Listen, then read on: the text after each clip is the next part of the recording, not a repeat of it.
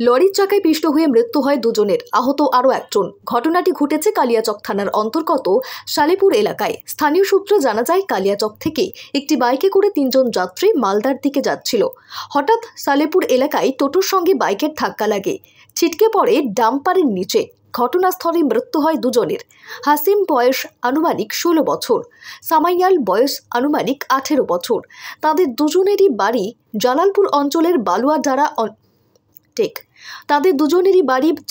অঞ্চলের বালুয়াচারা এলাকায় এবং একজনকে আহত অবস্থায় চিকিৎসার জন্য নিয়ে যাওয়া হয় মালদা মেডিকেল কলেজ হাসপাতালে। পরে কালিয়াচক থানার বিশাল পুলিশ বাহিনী ঘটনাস্থলে এসে মৃতদেহ উদ্ধার করে ময়না তদন্তের জন্য পাঠায়।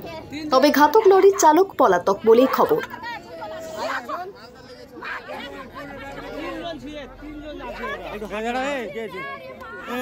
কি দেখলেন? কিভাবে হয়েছে কিছু বুঝতে পারছেন? কিভাবে আমরা আসলাম, দেখলাম এখানে রোডের মধ্যে তারপর তোমার কি বলে ওটা ডাম্পার চেপে গেছে, একটা বডি চেপে ছিল ডাম্পারের তলে। কজন? দুজন মারা গেছে, একজন আহত আছে, মালদা নিয়ে যাওয়া হয়েছে। ওদের বাড়ি পরিচয় কোথায় জানা গেছে?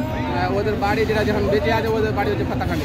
আর দুজনে ওদিকে হবে ফাতাখানি, খেলার দিকে হবে, ওদিকে তো জানা যায়নি। ওদের যে বাচ্চাটা বেঁচে আছে, ওকে জিজ্ঞাসা করলাম আমি, নাম কী রে ভাই, নাম কি আর কি বললো তো ভুলে গেছি। তো বললাম বাড়ি কোথায়, বাড়ি ফাতাখানি।